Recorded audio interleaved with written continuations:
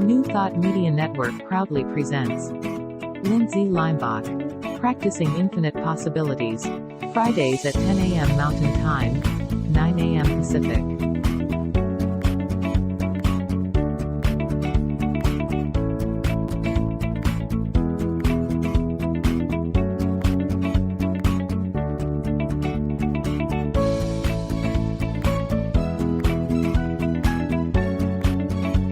And now, here's Lindsay.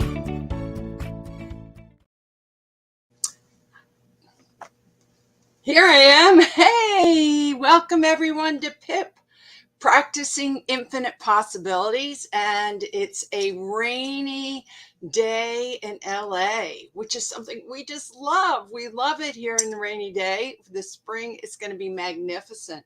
So it's 9 o'clock in California time on the East Coast. I think it's noon, and in Europe it's the evening. So welcome. Even if you're seeing me on recording, I'm glad you are here.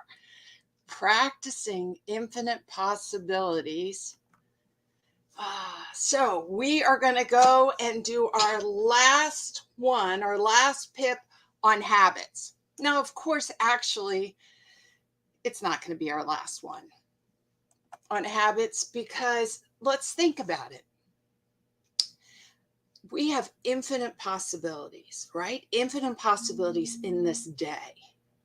And what we do is we set up goals, right? We set up goals, and in those goals, we decide our intentions. Where are we going to go with our intentions? So think about that. Now, with our goals, everyone sets up goals. If you wanted to be an astronaut, that could be a goal. Or if you wanted to get straight A's, or if you wanted to save $10,000 into a bank account, or go to the Olympics, or just have a good day. These are all goals.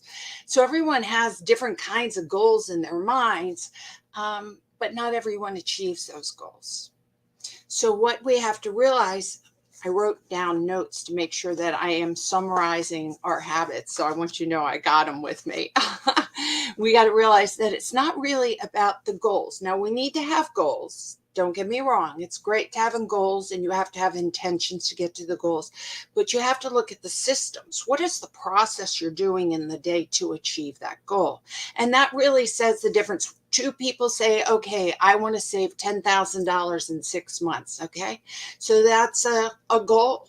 But if one is not having a system set up, a process to get there, then it's just a whole bunch of hot air, right? It's a whole bunch of hot air. So if you have a system, and this is what, here, let me grab my book. I want to really give, here it is. Here's my book. From Atomic Habits, highly recommend. This is what we've been basing our habits on, by James Clear. If you set up the system, and we're going to take a deeper dive into this whole process, that the system is really a habit. So think about all the habits you have. You have them happening all the time. You have habits for your finances. You have them in your morning, getting dressed, what you eat, how you socialize, what you do at work, how you drive. All these things are habits. They're all these things programmed in your subconscious mind, and you go on to automatic pilot. So we need to realize that we have goals and we have systems. But as we know in New Thought, we have beliefs. And that's even a deeper thing.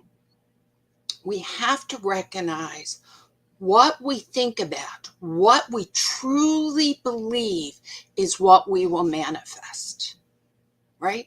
You can say, I have a goal.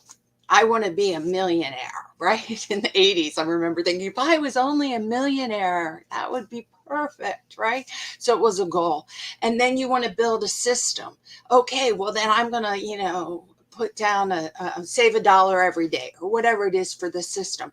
But if I have a belief of lacking, if I have a belief that that is impossible, that I'm unworthy, if I have a belief system that I'm not good enough, if I have a belief system that I'm not lovable enough, that is really what you're radiating out into the universe.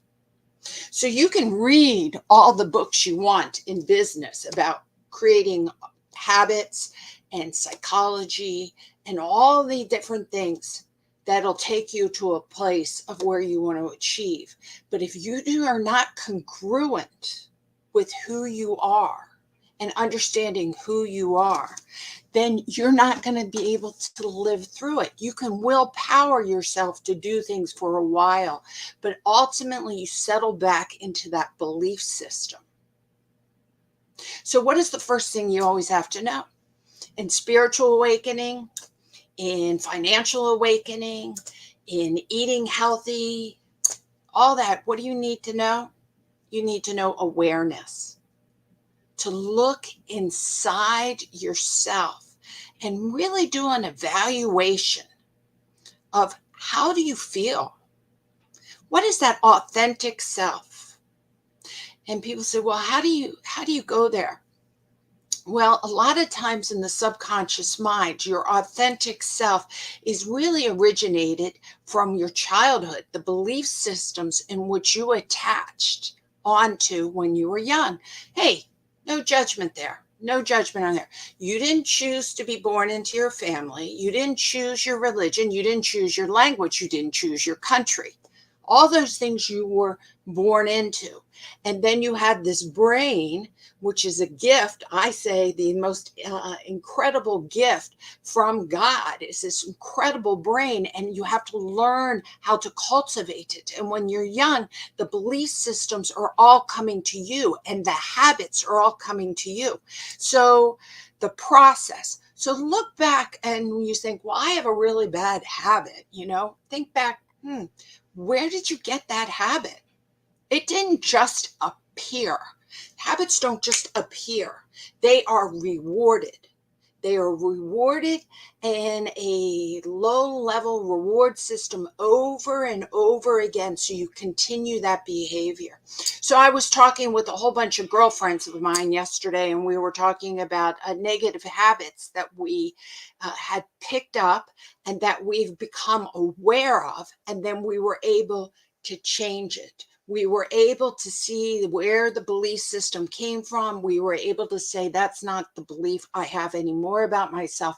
So once we could go into that and understanding that, we were able to shift because the belief system wasn't valid anymore to who we know we are. But the habit still existed because it was in the automatic pilot. But once you understand and you can change the belief system and you become aware of the habit, then you can make that shift to the new habit or the new process. And then your outcome is magnificent. Magnificent. Okay, let me just go to come on over. Oh, welcome, Kevin. Hey, hi, Dad and Mom. I'm glad you're here. Oh, look here. I just want to throw this up. The greatest success in life is your fails. Wow, Kevin, that really is a magnificent belief system. It's not that you're saying that you want to fail, but as a little kid, when you get up and you start to walk, you fall down. And it's that you get back up and you learn and grow from it. And that's exactly what we're talking about there. So thank you for putting up that in the comment section. I really appreciate it. So it is that we're always learning and growing. And that's what this whole habits, we have automatic pilot going on and all these habits we do with our finances and how we react. How do you react to your mother-in-law? How do you react to your husband? How do you react to your neighbor? They're all in these habits and you're not aware of it. And we want to become aware and see what is being reinforced in the habits. Okay. What is reinforcing the habits and maintaining them in yourselves? So let's take it even to a deeper dive. I just want to say, oh, I have like I said, I have my list. We want to go, I have this. I want to show you guys this banner. So James Brooks, oh, here we go. Here we go. Okay, so here we go. James talks about how we have outcomes. So those are your goals. your process to get to your outcomes. Those are your habits. Those are the systems you pick up. But he calls it your identity. I like to call it more your belief systems, because I believe your identity is always changing and growing. And that sounds so permanent to me, your identity. As we know, we're infinite beings of energy and flow. And I don't want to feel like we're permanent. I want to feel like we're ever changing and growing. But I do carry the identity in this lifetime as Lindsay Limbach. So we want to look at our flow. So let's look at this. I'm going to look down. This is cute. Look, cues, cravings, responses, rewards. Okay, this is how you make a habit. You first have, I'm looking at my eyes down here. You first have a cue, right? And so what is a cue? A cue is something like time. In the morning, the alarm goes off. Boom, that is your cue, right? It could be actually a smell. I walk into my grandmom's house and I would smell a cake. And that was a cue to have this behavior of like, oh my gosh, we're going to have cake, and all these things would come into my mind. It could be a sight. You walk into work, you're going to behave differently or have a different habit when you walk into work in compared to when you might walk into your home or into your synagogue or into your temple. So cues are all around us. They are your environment. They are your time. When you get a cue, then when we're talking about habits, we're talking about then a craving occurs. So I have a cue. Let's take a stress cue. So all of a sudden you go into work and you see a stack of the work in your inbox. That's your cue. Your craving is that your desire to not deal with that. You want to soothe that feeling of stress. So then when the soothing, that's wanting to do it, your response is, oh, I'm going to go get a cup of coffee and I'm going to go and see if there's a Danish in the lounge. And the response, and that's meant to calm you down. So that's response. And then the reward is that you actually eat the Danish. Take that off. You actually eat the Danish, and that makes you feel a little bit better for that moment. And what you've done is taught yourself a habit. So then you walk into your office, and as soon as you look at your desk, you're like, it's kind of like a stress response hits, and then that's your cue. Your craving is to get rid of the stress response, right? To get rid of the stress response. And so then you all of a sudden think, I'm going to go get coffee and a Danish. And then you do that, and then that becomes your habit. You see how that happens? So what we need to do is really notice our cues. We need to really notice our cues. And we want to decide, are these habits good? Or are these habits not serving us? That we need, as Kevin said, we need to learn from our fails. Well, I'll take away the word fail and I'll say we need to learn from our habits. That's why I like to say good habits are more like green habits. They're growing habits. They're something that's wonderful. Brushing your teeth is a great green habit, right? Now, we don't brush our teeth because we enjoy brushing our teeth. We brush our teeth because the cue is that our teeth are dirty, and the craving is to have good breath and clean teeth. The response is that we brush our teeth, and then the reward is that we actually do have good smelling teeth, or good breath. Anyway, so that just shows you how it works. So we have green habits like brushing our teeth or eating well or going to the gym or smiling at people when you're walking around. Do you automatically have the habit to look at people straight in the eye and send them love and smile at them? Right? Or do you have a habit that because you feel uncomfortable when strangers look at you? So when someone looks at you and you don't know them, do you have a habit of looking down? So the cue is that a stranger's looking at you. The craving is you don't want to feel uncomfortable because you feel you can't meet whatever their needs are, or you're afraid that they're going to ask you to do something you're going to not feel good about. So your response is to look away to avoid the attention. And then the reward is that you get to go by them and you didn't have to interact. So you can see that some people, if you had a belief system that you couldn't handle a situation with a stranger, then what you do is you look away. If you have a belief system that everybody you see is your friend, even though you haven't met them before, you look at them straight in the eyes and you smile and you say, hey, how are you doing? Right?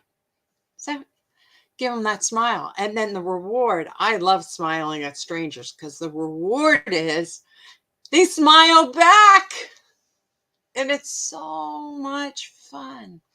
How about like just opening up the door for somebody? Right? The cue is you see someone walking through a door. Your craving is that you would like to be helpful. You would like to be helpful. It's rewarding to give, in any way you can. So the energy of opening the door. So the behavior, the response is opening the door, and the reward is you feel good.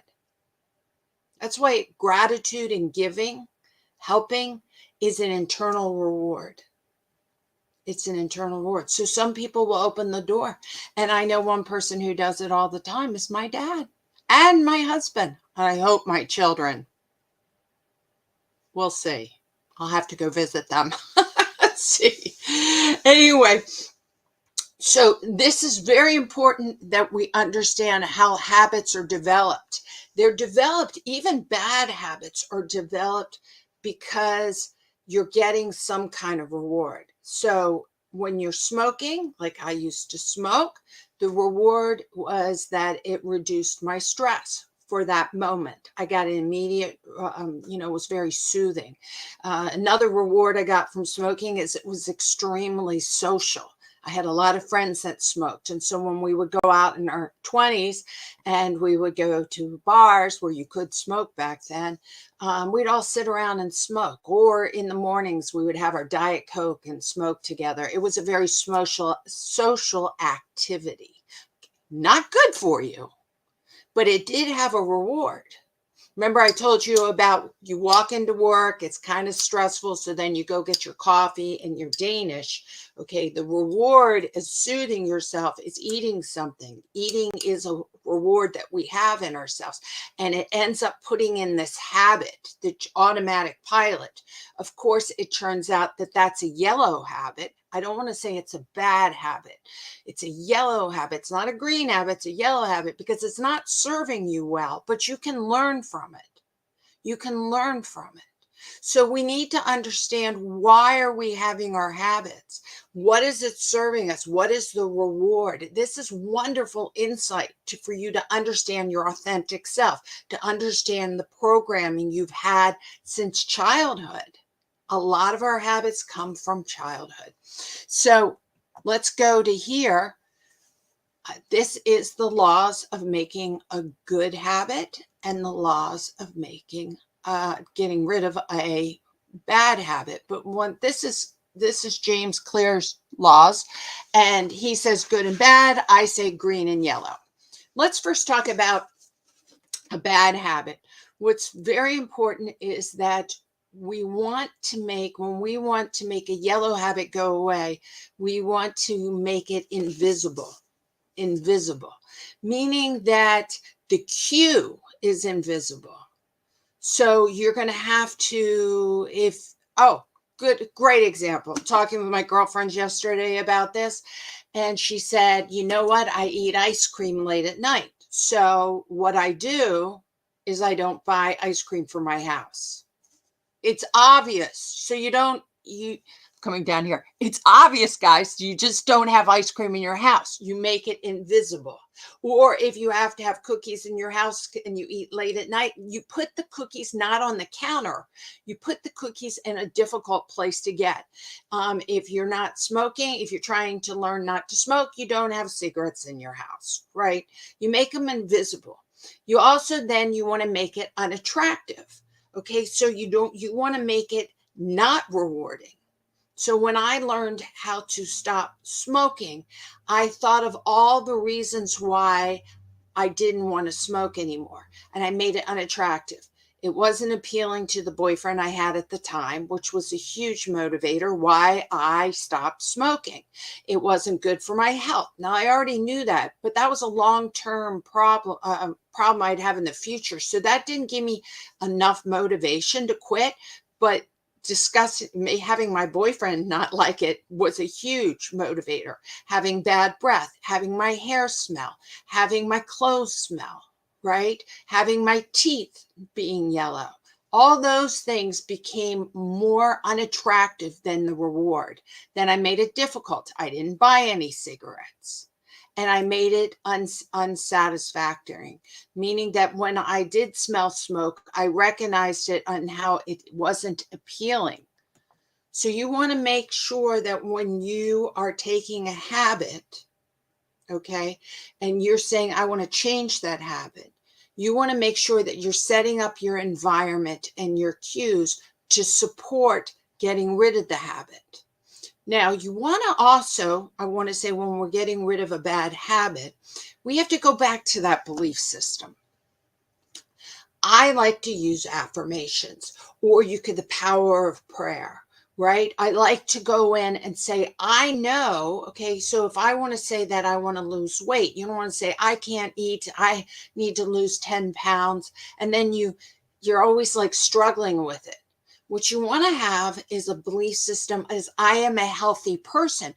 You have to substitute something. For some reason, you have that habit. If you rip it out, then you have a hole. And if you have a hole, then something's wrong. It's not congruent in yourself. So you want to start teaching yourself how to fill that hole with something positive. So when we're talking about quitting smoking or eating well, you won't want to say, I'm never going to smoke again, or I'm going to lose 10 pounds today, or even 10 pounds every year. What you want to say to yourself is, I'm a healthy human being. I am taking care of this wonderful temple that has been given to me. And I'm going to live my life in expression of the greatest divine. Now, when you say that, the last thing you want to do is pick up a cigarette or eat the jelly donut. But it's not out of guilt. It's out of the belief system that you are worthy to do something more magnificent. And that's one reason why I like to use affirmations. Here's my little affirmation card right here. I like to use affirmations. So sometimes if you pick up a habit and you want to be able to say, all right, I'm going to learn how not to have that habit, then you need to be able to make it difficult for you. Make sure that you understand that the reward that you're getting from that habit is actually not as good as letting go the habit, right? So you make it unattractive. And then put in an affirmation. So when the desire comes up, affirm to yourself, I am a healthy human being. Or let's say when you want to save money, you don't want to say, I just want to save money because I need to have more money, kind of thing like that is your goal. And so I'm not going to spend. You're going to say, I am affluent and I am abundant and I know how to manage the best in me. I know how to manage the best in me. I know how to make wise decisions. So then you're about to buy something and you think, is this the wise decision that really supports my abundance? Right?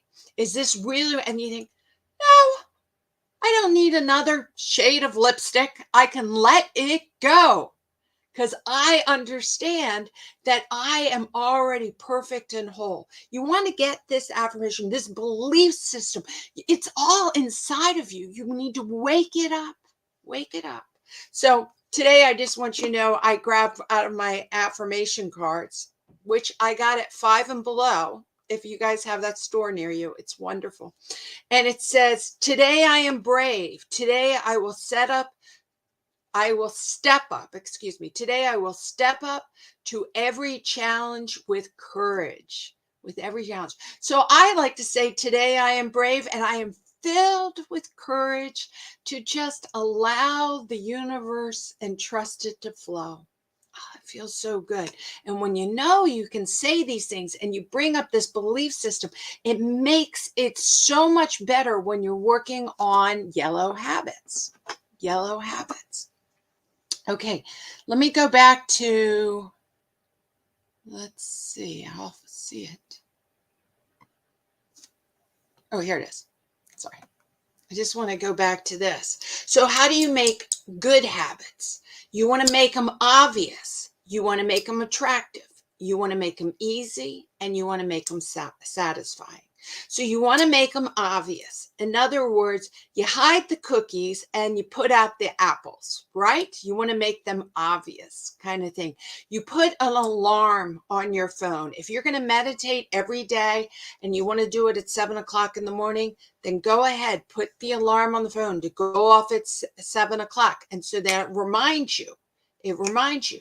I have some really, really wonderful people that I do gratitude with every day. Every day we send little gratitudes in the morning. So we wake up and it makes it obvious for both of us because we have accountability partners. We have accountability. So I text them gratitude and then they text me gratitude. It's not gratitude for them, even though I'm always thankful for them. It's just 3 things that I'm grateful for. Have a gratitude partner because I want to make that a habit. And if I forget, they send it to me. And I'm like, aha, make it obvious, make it easy, make it easy. And it's very important when you're talking about making it easy. Let's look at this. You want to do it in smaller steps. Often people, when they want to achieve goals, they make these huge steps. I can't get it backwards. It's weird for you to do this. Huge steps. And what you really want to do is it in small steps. Small steps. So you can do that reward system. So I do want to say that James says the 2-minute rule. And I think the 2-minute rule is fabulous. Fabulous. So in other words, if you want to do something, make it down your goal in changing your habit and forming a new habit, make it into 2 minutes. What's something you can do? I'm going to stretch for 2 minutes. I'm going to read for 2 minutes. I'm going to write for 2 minutes. I'm going to do my journal for 2 minutes. I'm going to meditate for 2 minutes. And if you just say, I'm going to do it for 2 minutes, then once you hit that 2-minute mark, you feel like you have achieved the goal, which releases dopamine. And dopamine is the driver. It's because that's the chemical within your body that's doing the reward system. It's the driver for your brain to want to do it again. Now, yes, you can meditate for more than 2 minutes. Yes, you can read for more than 2 minutes, but make the goal 2 minutes. And then if you do it for a half an hour, great, bonus. But give yourself the reward. Give yourself the reward. All right, before we run out of my half an hour time, it goes by so fast. Other things to remind ourselves, habit stacking. So if you have a good habit, you wake up and you brush your teeth. And then after you brush your teeth, if you want to learn how to drink water in the morning, drink your water right after you brush your teeth because you already have a habit of brushing your teeth, which is a positive habit. So then put the new habit attach it right to an old habit. It's called habit stacking and it works. It really works. The 2-minute rule works. Habit stacking works. Remember to say this. This is the thing I love. Instead of saying I have to do something, say I get to do something.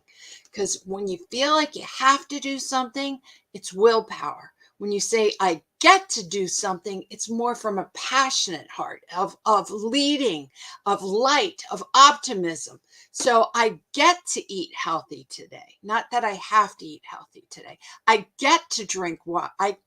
I get to drink my water today, not that I have to drink my water today. See, one is more from a punishment, like, it's like you have that parent inside of you pushing you forward.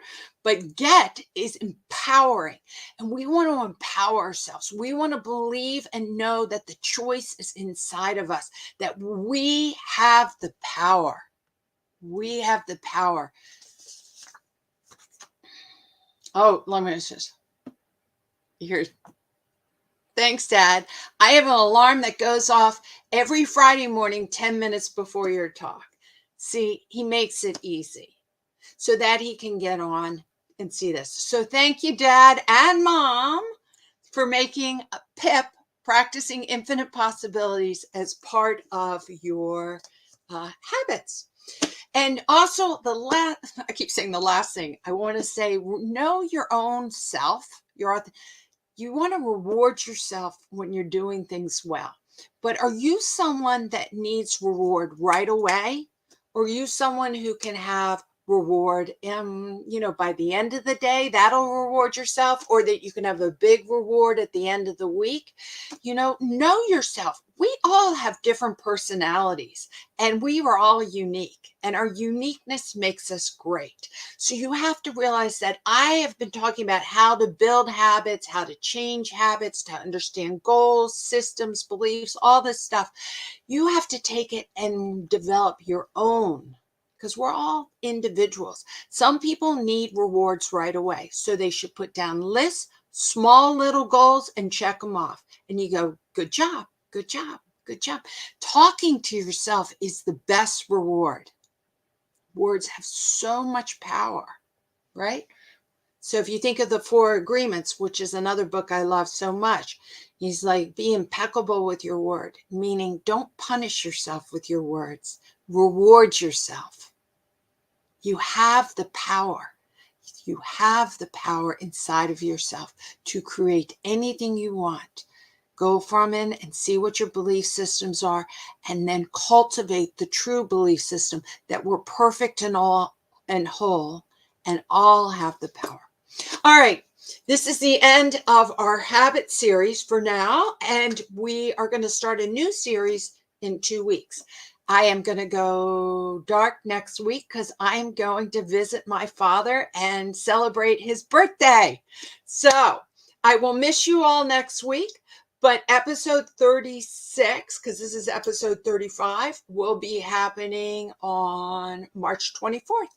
Until then, I want to thank everybody who has shown up and makes comments and shares and cares and is part of the system. I especially want to thank New Thought Media Network for producing all of us that come on your network, and really making this platform. It's a nonprofit, and it is done with donations. So always remember to give to New Thought Media Network to make sure that this kind of programming can go in the universe and in the world for free. Thank you so much. Lots of love, lots of caring. If you want to get in touch with me, feel free to contact me at centeredmoment@gmail.com. Thank you, thank you, thank you. And know you get to make the choices of your habits. And life is good. Life is good. You are good. So live into it with passion and keep practicing your infinite possibilities. All right. Now, here we go. Bye, everyone.